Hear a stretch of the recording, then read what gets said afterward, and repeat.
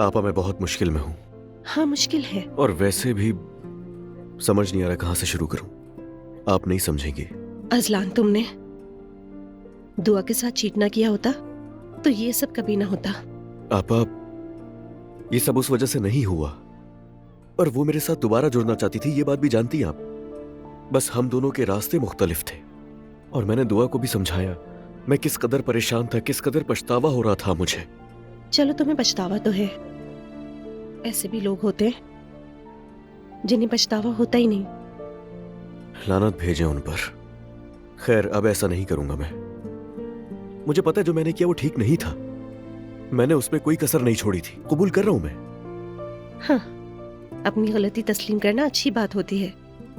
अच्छा तो मेरे भाई, तुम बेहतरी की तरफ जा रहे हो। चलो उठो, वरना उरूज तुम्हारी आंखें निकाल लेगी।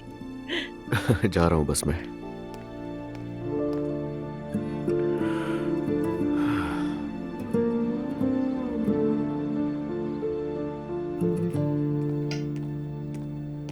ठीक कहा। ज़ैनब साहिबा, आपका आना हमारे लिए खुशी की बात है। आपने तो खाने की रौनक बढ़ा दी है। शुक्रिया सवेरा। और आज हम यहाँ किसी मकसद से आए हैं। खबर इतनी बड़ी है कि सोचा खुद ही आके बताएं। बहुत अच्छा किया।